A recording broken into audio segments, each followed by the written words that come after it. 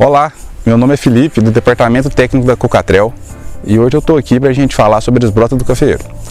Para a gente falar sobre a desbrota, a gente precisa dar uma breve explicação sobre a fisiologia do cafeeiro.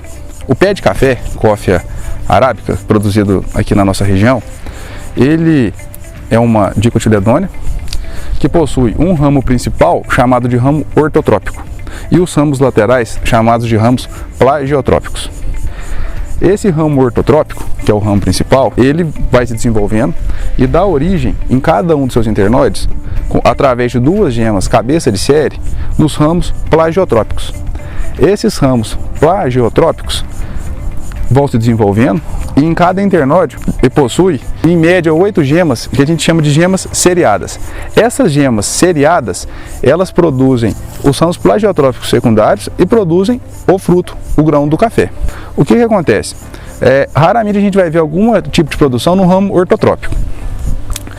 E aí o café vai se desenvolvendo, essas gemas vão se produzindo, é um dos motivos da bianualidade, que esse número de gemas ele vai se diminuindo ao longo do tempo.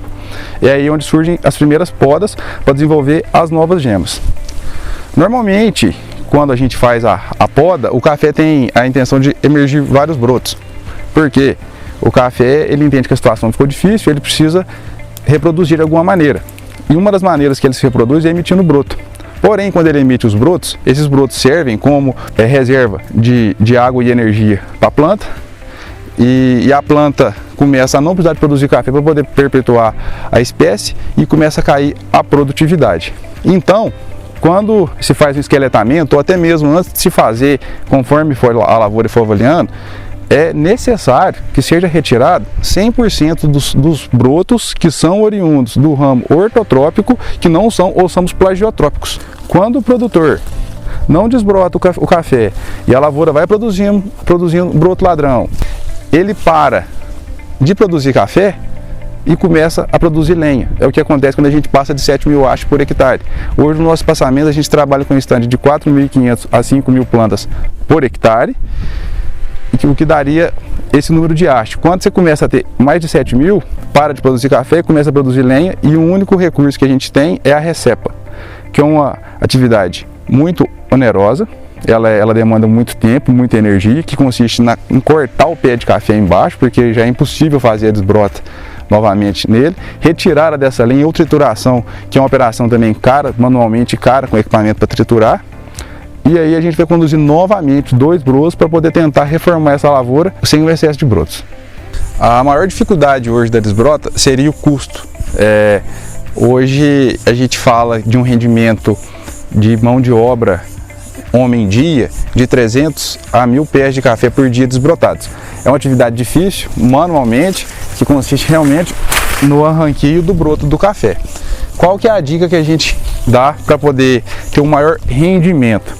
Desbrotar o mais cedo possível.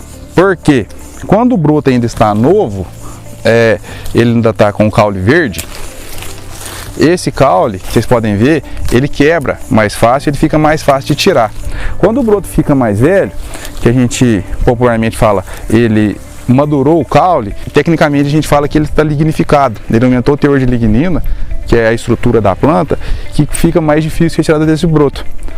Quando chega num ponto desse, que fica muito difícil a tirada, que já chega a ser uma desbrota realmente de limpeza, não é nem de condução, o custo fica muito alto, muitos produtores desistem de fazer a operação devido ao custo e alguns tomam até a necessidade de fazer a recepa. O problema da recepa é que você vai ficar 2 anos sem colher e depois vai ter que fazer 1 ou 2 colheitas manuais por se tratar de uma lavoura nova.